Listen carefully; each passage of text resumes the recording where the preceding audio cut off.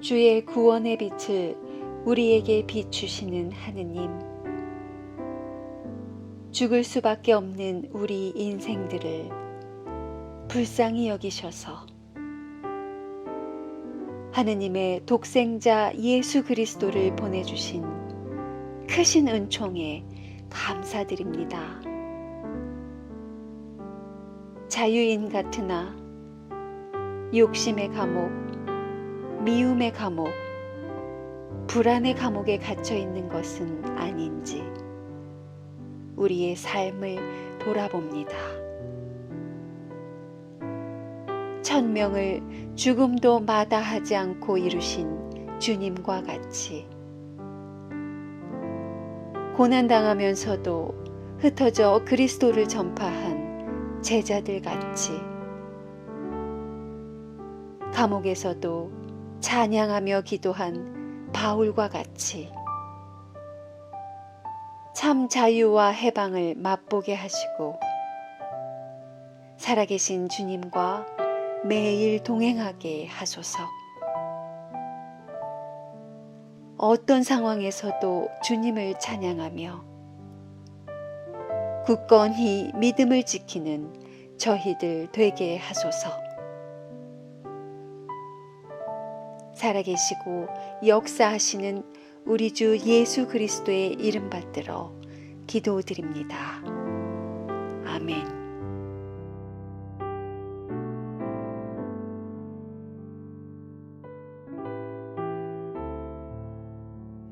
누가 공동체가 전한 사도들의 행적입니다. 때는 한밤중이었다. 바울로와 실라는 기도하면서 하느님을 찬미하고 있었고 다른 죄수들은 그것을 듣고 있었다. 그때 갑자기 큰 지진이 일어나 감옥을 기초부터 온통 뒤흔들어 놓는 바람에 문이 모두 열리고 죄수들을 묶어두었던 쇠사슬이 다 풀리고 말았다. 간수가 잠을 깨어 감옥 문들이 열려 있는 것을 보고는 죄수들이 다 도망쳤으려니 하고 칼을 빼어 자살하려고 하였다. 그때 바울로가 큰 소리로 당신의 몸을 해치지 마시오. 우리가 다 여기 있어. 하고 알렸다. 간수는 등불을 찾아들고 뛰어들어가 무서워 떨면서 바울로와 실라 앞에 엎드렸다. 그리고 그들을 밖으로 데리고 나가서 두 분 선생님, 제가 어떻게 해야 구원을 얻겠습니까? 하고 물었다. 주 예수를 믿으시오. 그러면 당신과 당신네 집안이 다 구원을 얻을 것입니다. 그들은 이렇게 대답하고 간수와 그 집안 온 식구들에게 주님의 말씀을 들려주었다. 간수는 한밤중이었는데도 그 두 사람을 데려다가 상처를 씻어주었고 그 자리에서 그와 온 가족이 세례를 받았다. 그리고 바울로와 실라를 자기 집에 데리고 가서 음식을 대접하며 하느님을 믿게 된 것을 온 가족과 함께 기뻐하였다. 주님의 말씀입니다. 하나님께 감사드립니다.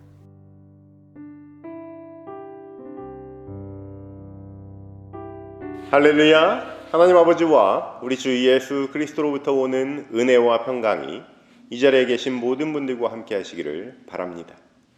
사도 바울은 다마스쿠스 도상에서 예수를 만났습니다.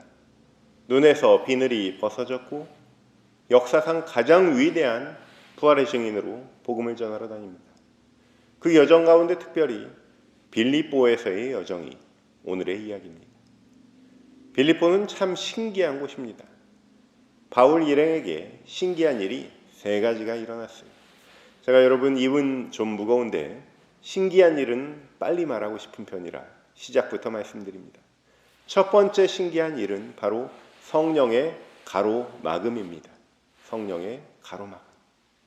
동쪽 아시아로 행선지를 잡은 바울 일행에게 먼저 성령이 나타나십니다. 성령이 아시아에서 말씀을 전하지 못하게 하시거늘. 성령이 바울 일행을 가로막습니다. 유대인 바울이 유대를 비롯한 아시아에서 복음을 전하는 것은 너무 당연한 일입니다. 바울의 세계관에서는요, 아시아의 최대 항구 도시 에베소가 복음 전파의 전략적 요충지예요. 그런데 성령께서는 웬일인지 바울을 말리십니다. 다른 계획이 있으신 거죠. 그래서 다른 데로 가봤습니다. 이번에는 북쪽 흑해 방향으로 향해 봤습니다. 그랬더니 거기서는 또 예수의 성령이 그것을 허락치 않았습니다. 또 성령의 가로막음이에요. 우리가 살면서 자꾸 막히면 돌아가야 합니다. 길바닥에 조그만 개미도 그것은 할 줄 알아요. 그런데 우리에게 주어진 특권은요, 돌아갈 때 가더라도 그 사이에 영을 분별하는 거예요. 깨달음이 매 순간 있어야 됩니다. 아, 성령께서 지금 다른 길로 인도하고 계시구나. 성령의 인도하심은 주로 이런 방식이에요. 창창대로로 구글맵처럼 쫙 인도하시는 게 아니라 자꾸 우리 길을 막으시고 다른 길로 가면 거기도 막으시는 방식을 경험해 보신 분들도 계실 겁니다. 여러분, 미로 찾기 많이 해보셨죠? 제가 우리 막내만한 아주 조그만 어린이 때 제 키보다 큰 미로 찾기를 선물 받은 적이 있었어요. 웬만한 식탁 상판만큼 큰 미로예요. 요즘 어린이 교구에는 나이가 써 있는데 그때 저는 너무 고학년용 선물을 받았던 것 같아요. 그래도 그 시절에는 아이패드도 없고 스마트폰도 없을 때라 뭐든지 감지덕지였습니다. 너무나 재밌어 보여서 길을 찾아봤습니다. 당연히 제 힘으로 안 되죠. 다행히 매뉴얼이 있었습니다. 찾아보니까 막힌 데를 찾아서 색깔을 칠해놔라 이렇게 써 있어요. 한 이틀 동안 막힌 데를 찾아서 칠해놓으니까 길이 저절로 나옵니다. 성령의 인도하심이 이런 방식이에요. 아닌 곳으로 가는 것 같으면 허락을 안 해주십니다. 처음부터 길을 쭉 알려주시면 좋은데 성령님은 보혜사세요. 곧 은혜로 도와주는 사람. 수임료도 안 받고 도와주시는 변호사시니까 그분은 자기 일을 하셔야죠. 우리 인생을 대신 살아줄 수는 없습니다. 길은 우리가 스스로 찾아야 되는 줄로 믿습니다. 바울의 여정 가운데 우리에게 주시는 첫 번째 메시지는요, 성령의 가로막으심을 인도하심으로 이해하라 라는 겁니다. 우리는 주님의 도구예요. 부활의 증인으로 선택됐지만 우리 스스로의 선택이 언제나 명쾌하게 답을 향할 수는 없는 법입니다. 그렇다고 우물쭈물할 여유는 안 돼요. 긴박성을 가지고 그리스도인으로 살아가야 합니다. 어디로 갈지 그 방향은 우리가 잡아야 돼요. 성령께서 막으시면 네 하고 다른 방향으로 가면 됩니다. 변호사는 싸우고 설득하고 그런 존재가 아니죠. 성령께서 우리 인생을 도와주시는 대로 아멘 하고 나아가시기를 주님의 이름으로 축원합니다. 신기한 일이 계속 이어집니다. 성령님이 가로막으시더니 이제는 환상까지 나타나요. 바울이 어느 날 밤 거기에서 신비로운 영상을 보았다고 성서는 전하고 있습니다. 그 환상 가운데 마케도니아 사람 하나가 나타납니다. 마케도니아로 건너와서 우리를 도와주십시오. 아하, 이런 섭리가 있었구나. 깨달음이 있으시는 분들이 있으시기를 축원합니다. 성령은 변호사이시면서 또 중재자예요. 우리와 하늘을 이어주시고 또 우리 기도와 타인의 기도를 이어주십니다. 멀리 떨어진 우리가 알지 못하는 또 다른 분들의 간절한 기도가 어떻게 이루어지겠어요? 뉴욕에 힘들게 렌트비 내면서 사는 싱글맘들의 기도가 어떻게 플로리다, 텍사스, LA, 시카고, 보스턴에 사는 워킹맘들에게 이어지겠습니까? 신나는 협동조합 사역을 하면서 싱글맘들을 돕는 분들 가운데 남편이 있으신 워킹맘들 비율이 좀 있어요. 그래서 사연을 좀 들어봤습니다. 보니까 엄마가 엄마 마음을 아는 거예요. 자기 자식도 저렇게 애잔한데 아빠 없이 자라는 아이들은 그 엄마가 보기에 얼마나 애잔할까. 남편 있고 시민권이 있고 직장이 있는 나도 이렇게 힘든데 신분도 없이 일자리도 변변치 않은 그분들은 얼마나 도대체 힘들까. 이렇게 공감할 줄 아시는 분들이, 이런 공감을 주재하시는 분이 누구십니까? 다름 아닌 성령님이신 줄로 믿습니다.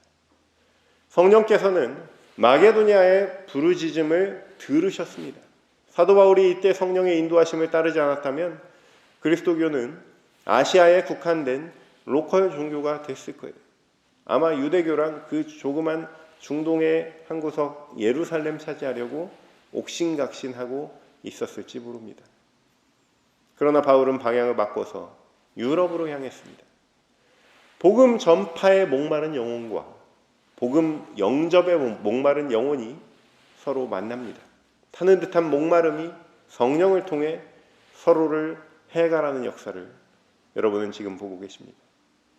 마침내 마케도니아에 도착하니 이미 성령께서는 리디아라고 하는 옷감 비즈니스 하는 사람을 예비해 놓으셨습니다. 다 뜻이 있으신 거예요. 술술 잘 풀리지 않습니까? 그러나 잘 풀리는 것은 아쉽게도 하나님의 관심사가 아닙니다. 우리의 간절함이 잘 풀리는 것에 머문다면 하나님께서는 그 기도 들어주실 수도 있어요. 하지만 우리를 그토록 사랑하셔서 아들을 보내주신 하나님께서 관심 가지시는 것은 한 개인의 인생이 다른 인생들에 비해서 형통하고 잘 풀리는 것이 아니라 하나님께서 창조하신 모든 피조물이 서로 조화롭게 기쁨과 찬양과 감사함 가운데 잘 살아가는 거예요. 그러나 현실은 어떻습니까? 수만 년의 역사 가운데 최근 몇천 년간 인류는 노예라는 제도를 발명했습니다.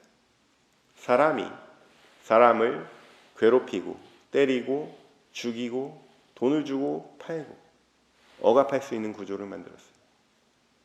문화가 꽃피운 시기는 언제나 잉여의 노동력이 동반됐습니다.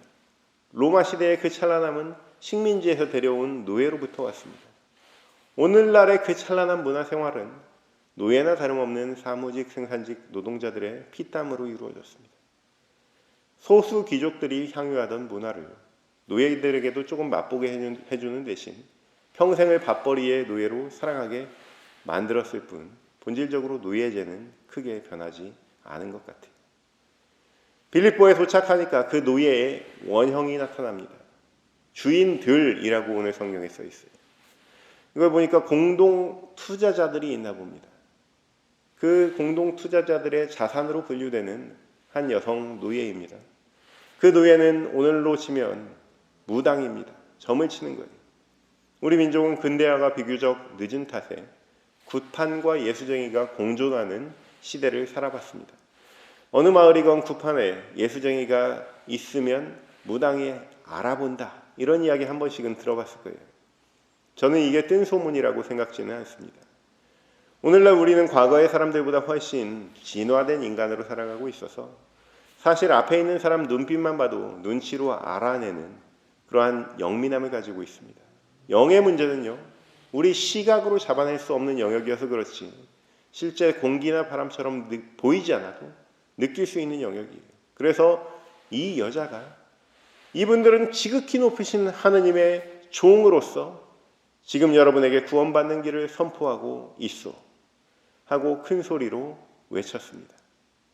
바울 일행의 정체가 탄로난 거예요. 문제는요, 이 여자가 돈을 많이 벌어줬다는 데 1차적인 문제가 있었고 그 여자를 바울 일행이 귀찮아서 그 여자에게 쓰인 악령을 쫓아내버렸다는 데 2차적인 문제가 있었습니다. 그냥 지나갈 수 있는 단순한 문제였는데 이제 사건이 됐어요. 예수의 권능이 지나간 곳에 어쩌면 균열이 생기고 시끄러워집니다. 사건이 되는 거예요. 추악한 악에 의해서 균형 잡힌 곳이라면 시끄럽게 해서 균열을 일으키는 것이 하나님 나라 법칙입니다. 빌립보 감옥에서 나온 뒤로 데살로니가로 갔을 때 바울이 무슨 소리를 들었습니까? 세상을 소란스럽게 하던 자들이 여기까지 들어왔습니다. 오늘 본문 지나고 17장에 이러한 대목이 나옵니다. 세상을 소란스럽게 하는 것이 부활의 증인에게 부여된 하나의 임무예요. 부활이라는 것 자체가 살리는 일입니다. 세상은 어둠의 권세로 무생명들의 목줄을 잡고 겨우 숨만 붙여주고 있는데 이렇게 평범하게 바이러스처럼 퍼져 있는 악의 평범성을 거부하고 부활의 복음을 선포하는 것이 증인들의 사명인 줄로 믿습니다. 부활의 증인 바울은 그래서 이렇게 선포합니다. 예수 그리스도의 이름으로 명하노니 그 여자에게서 썩 나가라. 이 짧고 위대한 선포를 듣고 악령이 사라져버렸습니다. 이것이 두 번째로 일어난 신기한 일입니다. 나가라고 하니까 진짜 나갑니다. 기적이 일어납니다. 예수 그리스도의 권능으로 세상의 모든 악령을 쫓아낼 수 있을 것 같아서 신이 납니다. 복음에 날개 달린 신을 신고 세상 끝까지 갈 수 있을 것 같습니다. 그러나 그 대가는 처참했습니다. 그 여자 노예를 공동 소유한 주인들이 화가 났습니다. 죄목을 이렇게 만들어냈어요. 소란 및 풍기물란죄. 제목은 그럴듯하지만 실은 돈벌이 문제였죠. 슬픈 일이지만 사람은 누구나 밥그릇을 건들면 상대가 대가를 치르게 합니다. 수천 년이 지나도 변하지 않는 문화예요. 그리하여 바울과 실라는 뜻하지 않게 빌립보 감옥에 갇히게 되었습니다. 사람 인생 좋을 때도 있고 나쁠 때도 있습니다. 인생지사 세옹지마입니다. 여태껏 막히다가 혈이 뚫린 듯이 형통하게 리디아를 만나서 빌립보에 잘 왔구나 생각하고 있을 때쯤 의도치 않은 사건에 휘말려 여기서 죽게 생겼습니다. 이때 보통 사람들은 어쩐지가 먼저 나옵니다. 어쩐지 출발부터 삐그덕거리더니 하면서 성령의 존재를 부인하죠. 그러나 바울 일행은 이미 성령의 사람들이었습니다. 감옥에서 이들이 어떤 일을 했습니까? 기도하고 찬양했습니다. 할렐루야. 우리 주님 모신 곳이 그 어디나 하늘 나라인 줄로 믿습니다. 감옥을 세상의 끝이다, 지옥이다 생각하는 사람도 있지만 이들은 선교의 현장으로 갔어요. 밥도 주고 물도 주고 예배도 드리게 해주고 사람들도 모아주고 얼마나 감사합니까?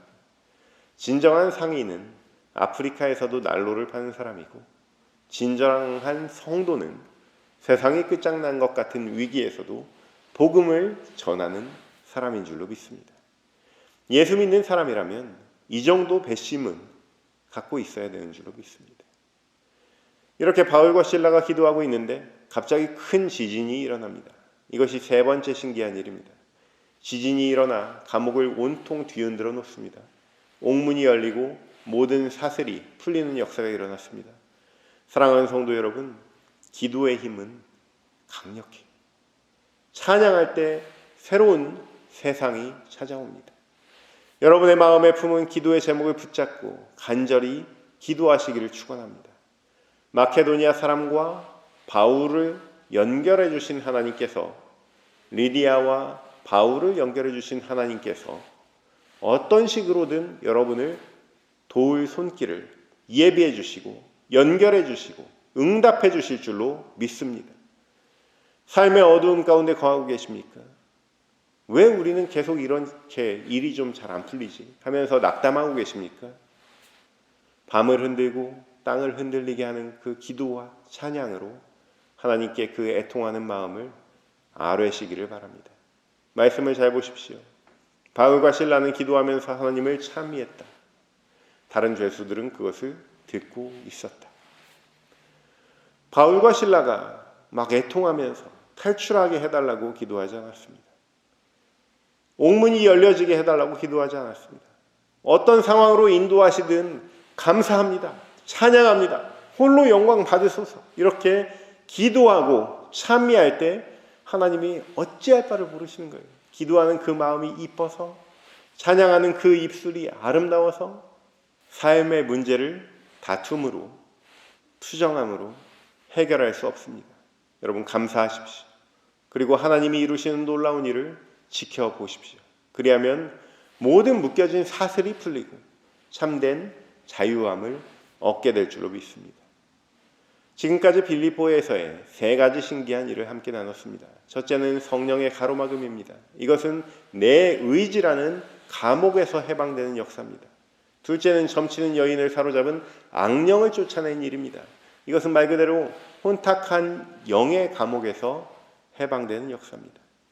셋째는 감옥문이 열리고 사슬이 풀린 사건입니다. 이것은 문자 그대로 갇힌 감옥에서 해방되는 역사입니다. 본질을 보면 감사와 찬양으로 자유케 하시는 하나님의 신비한 역사인 줄로 믿습니다. 이제 여기 신기하지 않은 일이 있습니다. 평범하게 보이는 사건, 곧 간수 얘기입니다.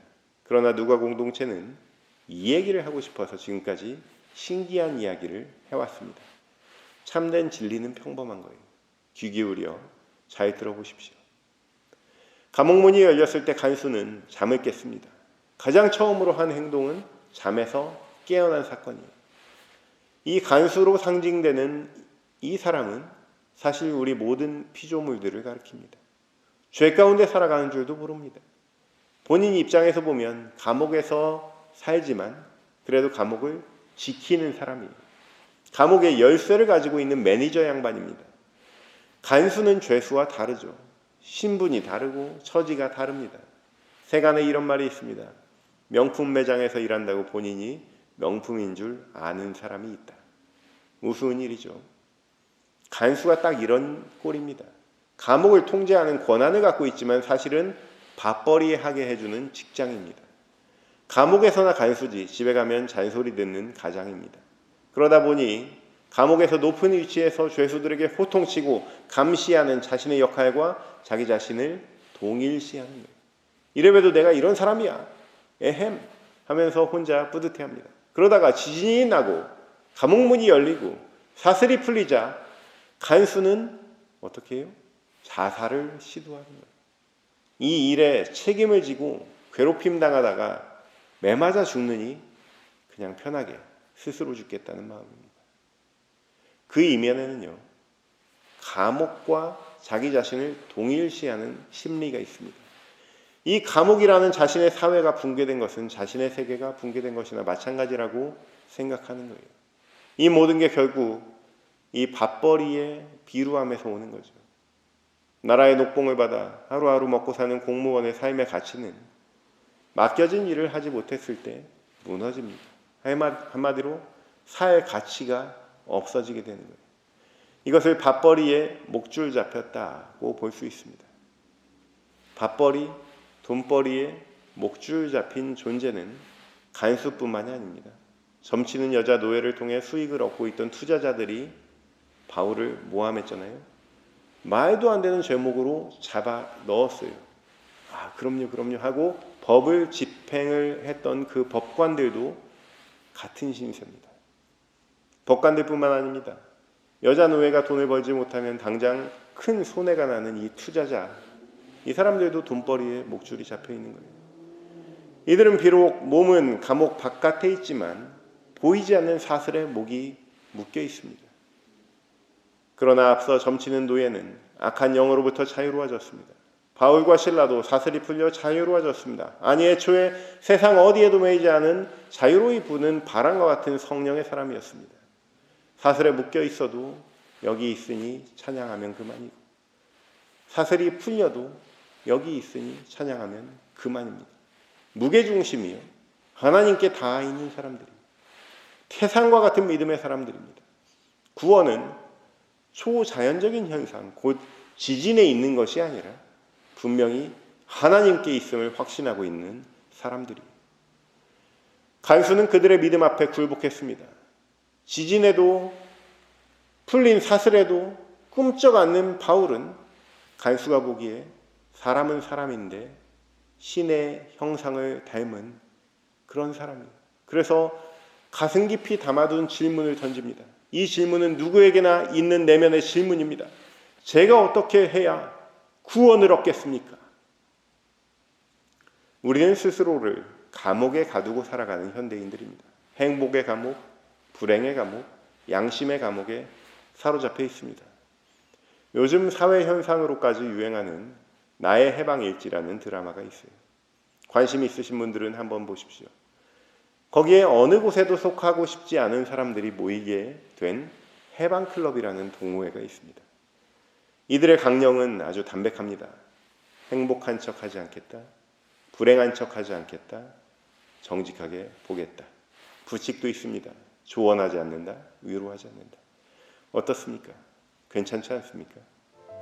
사랑하는 성도 여러분, 우리는 구원을 갈망하는 존재들입니다. 그러나 구원 이전에 구원 받은 것처럼 보이는 인생, 구원이 보장된 것처럼 보이는 인생, 곧 행복한 인생을 꿈꿉니다.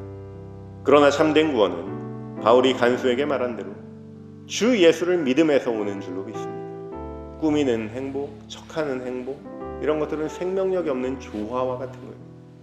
간수가 그랬듯이 눈을 뜨십시오. 정직하게 보십시오. 감옥에 있지 않는 척 하지 않습니다. 반대로 감옥에 있는 척 하지 않습니다. 바울의 신앙이 가리키는 것은 바로 이 점입니다. 어디에 있든 성령과 동행하는 신앙이에요. 사랑하는 성도 여러분, 해방되십시오. 그리고 주 예수를 믿음으로 여러분과 여러분의 가족이 다 구원받게 됨을 기뻐하십시오. 이것이 참된 부활의 신앙임을 고백하는 부활의 증인 되시는 저와 여러분 되시기를 주님의 이름으로 축원합니다. 모든 지각 위에 뛰어난 하나님의 평강이 그리스도 예수 안에서 너희 마음과 생각을 지키시리라.